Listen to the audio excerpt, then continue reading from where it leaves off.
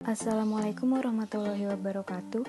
Kami dari kelas 10 BDP 1 perwakilan kelompok 5 yang beranggotakan Anindya Firliana Naspi absen 5, Belinda Asia Falma absen 10, dan Cantika Saraswati absen 12.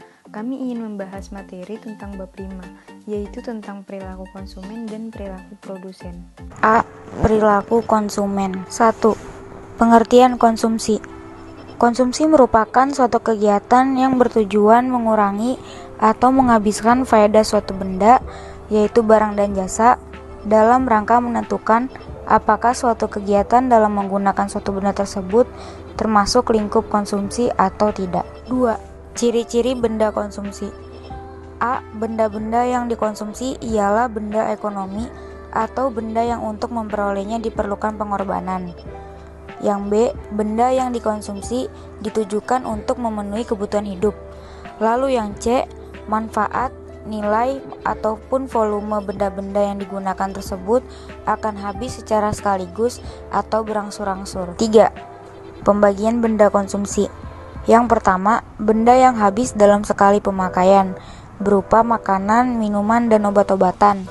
Yang kedua, benda yang pemakaiannya berulang-ulang atau pemakaiannya dalam waktu relatif lama, yaitu berupa pakaian, sepatu, tas, laptop, dan telepon genggam. Yang keempat, tujuan kegiatan konsumsi, yaitu untuk memenuhi kebutuhan hidup secara langsung.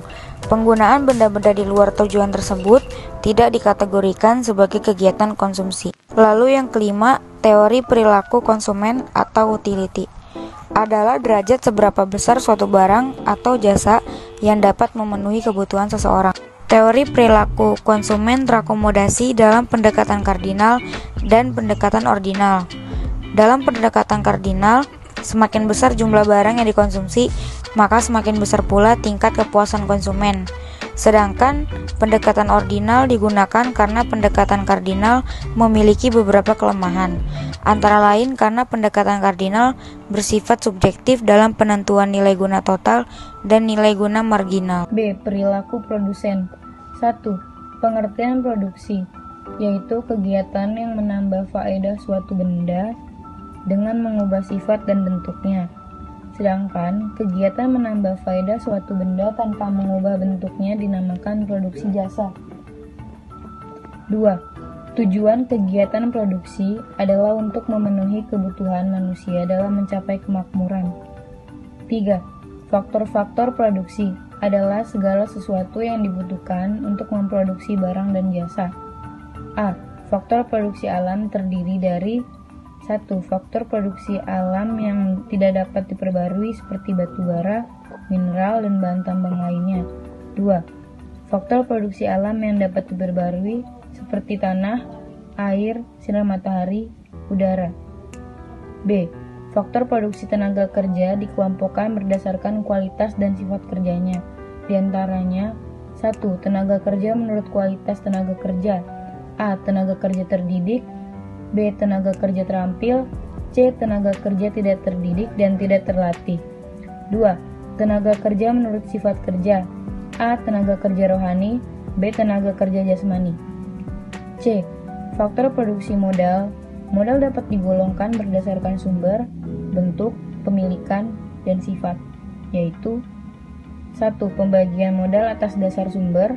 2. Pembagian modal atas dasar bentuk. 3. Pembagian modal atas dasar pemilikan. 4. Pembagian modal menurut sifat. D. Faktor produksi keahlian adalah keahlian atau keterampilan yang digunakan seseorang dalam mengkoordinasikan dan mengelola faktor produksi untuk menghasilkan barang dan jasa. 4. Teori produksi terdiri dari A. Klasifikasi faktor produksi. B. Fungsi produksi jangka pendek. Fungsi produksi menunjukkan hubungan antara input dan output yang dapat dihasilkan kombinasi input tersebut. C. Faktor produksi dengan dua faktor produksi variabel. D. Perluasan produksi. Penambahan hasil produksi dapat dilakukan dengan jalan menambah faktor produksinya atau ekstensifikasi atau meningkatkan produktivitas faktor produksi yang ada atau intensifikasi. E. Produk total, produk marginal, dan produk rata-rata. F. hukum produk marginal yang semakin menurun. G. Hubungan antara produk total atau TP, produk marginal atau MP, dan produk rata-rata. H. Tahap-tahap produksi. Ada 3 tahap dalam fungsi produksi yang masing-masing memiliki sifat-sifat khusus, yaitu 1. Produk rata-rata input variabel meningkat. 2. AP input variabel menurun dan MP input variabel menurun. 3. Total produk input variabel menurun dan produk marginal input variabel relatif menurun.